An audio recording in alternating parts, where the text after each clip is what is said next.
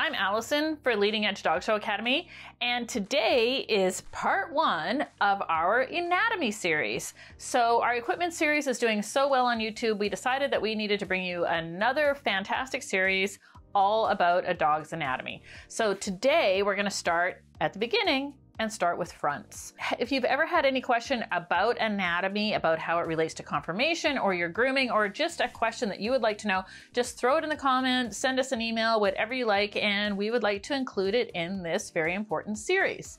So without further ado, we are going to get started with fronts.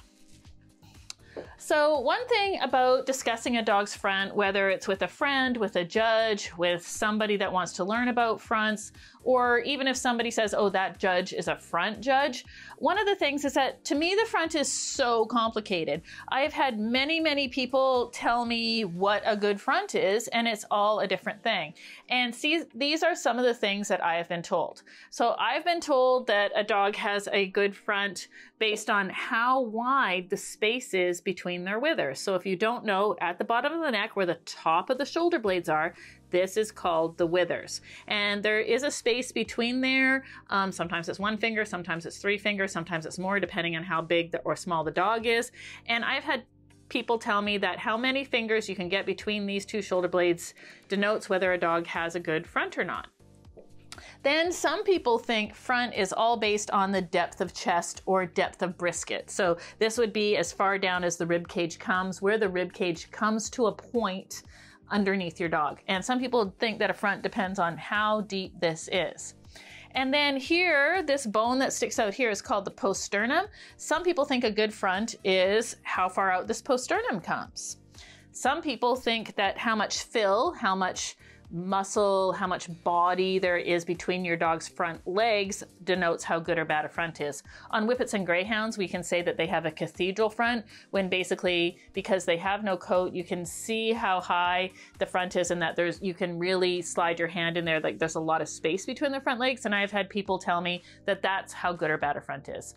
Then most people will say that it's the layback of shoulder and the balance of the upper arm. So what is the layback of shoulder? So if we know that the withers are right here, and I'm going to put one of our handy dandy leading edge stickers here to show you that, where her withers are, because there's a bit of hair on top of her withers.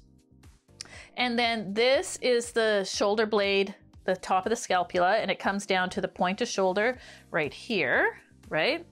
So this would be layback. And the layback of shoulder, including the return of the upper arm, should be 90 degrees. And how do we get to that 90 degrees? Well, if we go from the withers to the point of shoulder and back, this would be 45 to this straight line. And so this would be a straight line here. And this would be another 45, making that 90-degree angle. So you can see that there are many parts of a front, right? So some people think it's the width between the withers. Some people think it's the layback, right? Including the return of the upper arm. Some people think it's where this poststernum is, all the way out here. Some people think it's how deep the chest is, right? So there are so many things that to some people mean that your dog has a good front. Now, for me, when I think that my dog has a good front, I think that it has this layback of shoulder. That is one of the most important things to me. I think that designates its shoulder angulation, as well as where they can put their front legs. I also think on some smooth-coated dogs, if the withers, are very prominent, I would like there to be a smoother transition between the neck and the withers.